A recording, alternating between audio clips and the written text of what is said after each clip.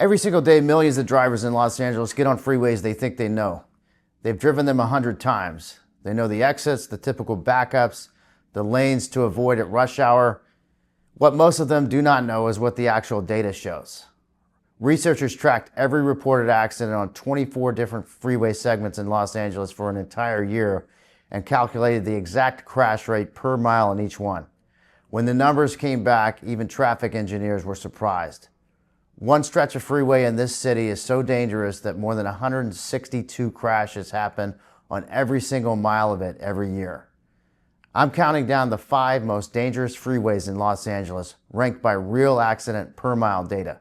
Stay with me through the list, because the #1 freeway on this countdown and the reason it topped every other road in the city is not what most people guess.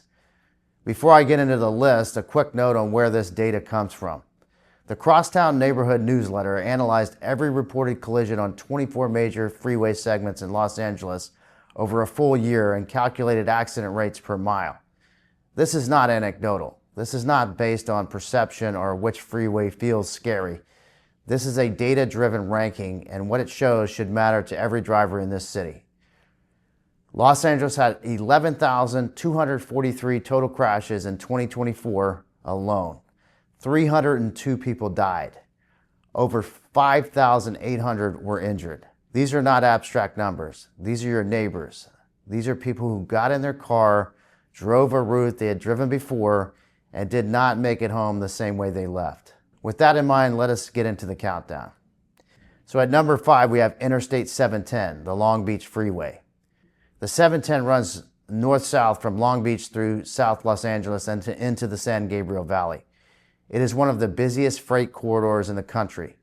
This is the route that connects the ports of Los Angeles and Long Beach to the rest of the region. That means it carries enormous volumes of commercial truck traffic alongside regular passenger vehicles. What makes the 710 dangerous is the mix. Passenger vehicles weaving around slow-moving semi-trucks on a freeway that was not designed with modern freight volumes in mind. The port expansion over the past 2 decades added more trucks without adding more lanes. Add in the industrial area on and off ramps that feed into the freeway from surface streets, and you have a consistent recipe for crashes. If you drive the 710 regularly for work, for the ports, for any reason, you already know it feels different from other freeways. The data confirms that feeling. Number 4, Interstate 10 East, the San Bernardino Freeway. The I-10 running east from downtown Los Angeles to where it meets the 405 in the central city recorded approximately 138.6 accidents per mile over the study period, placing it in a 3-way tie for 3rd in the full ranking, but coming in at number 4 in our countdown. What defines this stretch of the 10 is the interchange density. The I-10 crosses the I-5, the I-110, and the I-405 within a relatively short distance. Every major interchange is a high conflict zone. Drivers merging, splitting, cutting across multiple lanes to reach the right exit, often at speed. The stretch near downtown runs through a concrete barricaded split section that creates additional confusion about lane assignments. On the 10, the danger is not any one spot, it's the cumulative pressure of constant lane changes, constant merging, and intersections with some of the busiest freeways in the country. Number 3, Interstate 5 South from downtown to Orange County. You say, Steve, at 138.6 accidents per mile, how is the 5 South different from the I-10 you just described? The difference is the geography and the driver profile. The I-5 South running from the I-10 interchange near downtown all the way to the I-405 in Irvine stretches for approximately 41 miles through some of the most congested commuter territory in Southern California. A significant portion of its drivers are doing long-haul commutes. Orange County residents driving into downtown Los Angeles for work, for example, and back again at night.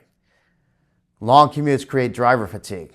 Fatigue is a factor in a substantial percentage of serious crashes, and the I-5 South has the added complexity of heavy commercial truck traffic sharing the road with commuters who are tired, rushed, and often distracted.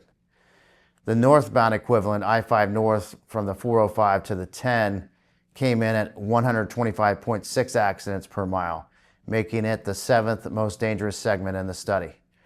In both directions, the I-5 corridor is one of the most consistently dangerous freeways in this city. Number 2, Interstate 405 North. The 405, if you have lived in Los Angeles for more than a week, you already know the 405 has a reputation. What you may not know is that the data puts the northbound section of the 405 running from the 110 to the 10 at 154.5 accidents per mile. That is second highest crash rate of any freeway segment in Los Angeles.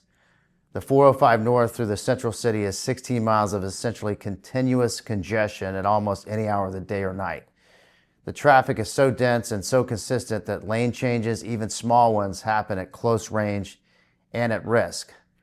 Merge conflicts are constant. The Sepulveda Pass section adds elevation changes and curves that create additional speed differentials between lanes. You say, Steve, the southbound 405 must be just as bad, right? Actually, 405 south from the 10 to the 110 came in at 127 accidents per mile, the 6th most dangerous segment in the study. Bad by any measure, but still meaningfully safer than the northbound direction. The directional asymmetry is real, and researchers have pointed to the convergence of major on-ramps in the northbound direction as one contributing factor. The 405 is genuinely, measurably one of the most dangerous freeways in this country. The data is not ambiguous about it. And at number 1, Interstate 110 North, the Harbor Freeway. Here's the one most drivers don't guess. Not the 405, not the 10, not any of the freeways that come up most often in conversation about LA traffic. The most dangerous freeway in Los Angeles by a meaningful margin is the northbound stretch of the 110, the Harbor Freeway, running between the I-105 and the Highway 101. 162.8 accidents per mile every year. To put that number in context, that is roughly 1 accident for every 32 feet of freeway on a 10-mile stretch. The Harbor Freeway connects South Los Angeles to downtown, and this particular segment is one of the most engineered stretches of road in the city. Near downtown, the 110 splits into 2 parallel carriageways, one for through traffic, one handling all downtown exits. That split creates a forced decision point where drivers who are not familiar with the interchange suddenly realize they're in the wrong lane with very little room to correct. Add in the 6 traffic lanes, the continuous stream of entrance and exit ramps, the volume of vehicles trying to merge from South LA into downtown LA, and you have the most dangerous mile-for-mile stretch of freeway in this city.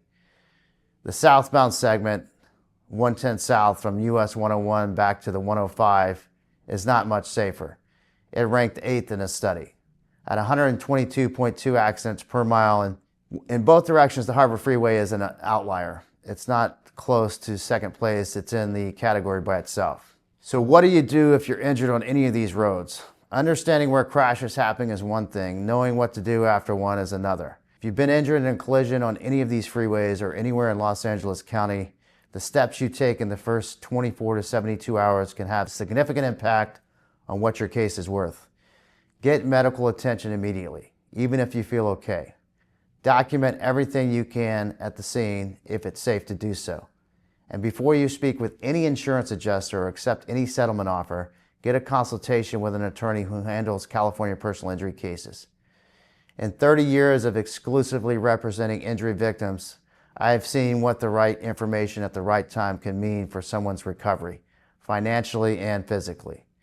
The roads are dangerous enough. You should not have to navigate the legal side of a crash alone.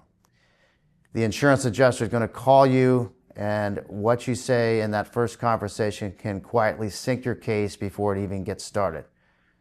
I put together a video specifically on how California insurance adjusters operate, what they are legally required to do, and exactly what not to say when they call. It's on the screen right now, so watch it before you ever pick up the phone for an adjuster. I'll see you there.